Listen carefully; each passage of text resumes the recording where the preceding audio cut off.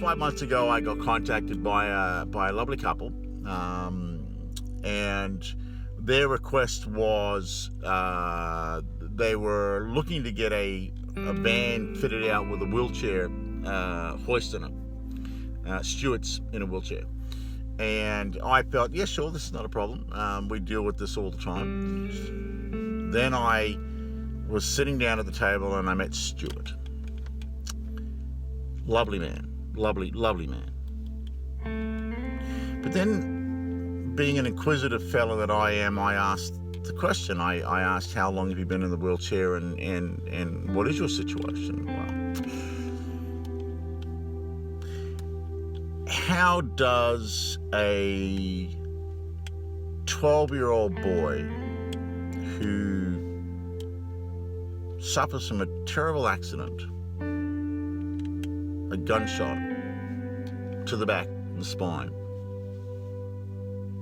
who now spends the rest of his life in a wheelchair, how does somebody do that? To go from a vibrant, bouncing 12-year-old boy through a terrible accident to now spend the rest of your life in a wheelchair. 50 years. So now I have this in front of me, and I'm like, this is a mission. This is a personal mission. I'm not going to stop. The issue with the van was that we could never find a van that was big enough for Stewart. If Stewart was to stand up, he'd be 6'6" easily. We're talking a really big boy here. So I spent months on my days off and at night time and scouring the web and talking to fellow dealers and wholesalers and because I was going to find Stewart a van.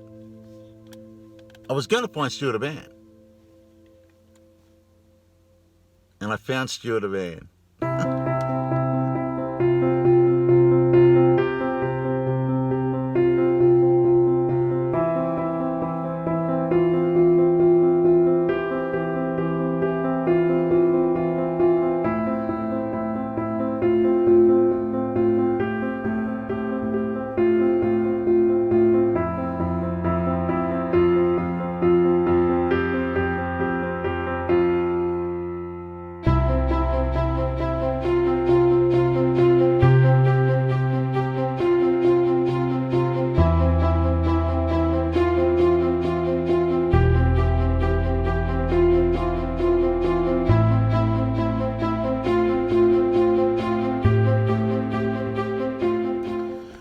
Okay, today is delivery day. It's been a long time coming. I must be honest with you, I'm very nervous about this. It's so important. Stewart hasn't seen the van yet. And look, our biggest hurdle is Stewart being able to fit in the van. And we're not going to know this until we actually physically get the van to his house. Now, I just got off the phone.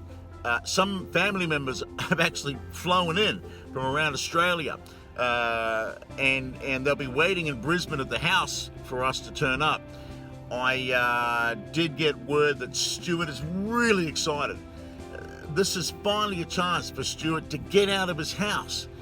Prior to this van, they had to hire expensive vans. They could only have them for a certain period of time.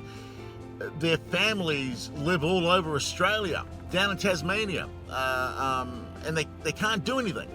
With this van, it finally allows Stewart some freedom. So this is why this is so important. Now, I've got to make a couple of stops. I've got to pick a couple of friends up to help me do this. We're also going to pay a visit to our coach builder, who's made some changes to this van to make things a little more exciting for Stewart, and you'll find out what they are real soon. Whew.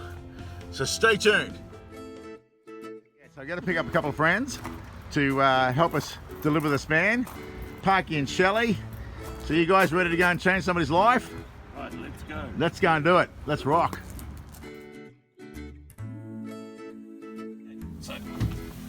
So what we've done here, we've tried to ascertain where the gentleman would be sitting when he's going down the road, because obviously he wanted a bit more light so he could see out the van when he's travelling. So we put a seat in here and I sat on it and I worked out the general area. We had some difficulty because obviously there is some panels that we've got to go around, and we put in these windows which work quite well, and it will give him the extra vision for him to see, especially when he's sitting in his seat. He can look out and see where he's going. Stewart, van's all ready to go. Enjoy the travels, and I hope you really enjoy the van because it's all set up for you. Thank you.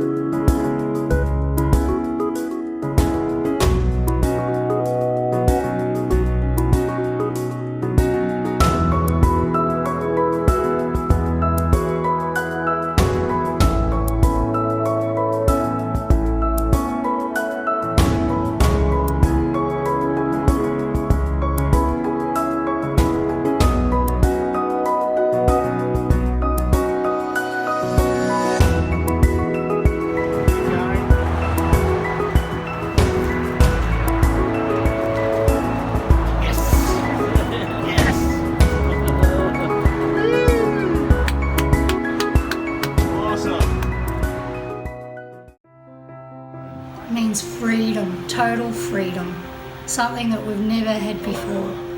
We're debating whether we do a first trip, whether it be Coffs Harbour or up to Noosaville. I think he's very excited and he's very grateful to you, Paul, for sourcing a vehicle for us, and his mum, for the gratitude that she left him in her will and everything. So he's very, very pleased, very happy. Hey Stu, what's happening today? It's a special day today. I don't know how to phrase it because I'm so excited.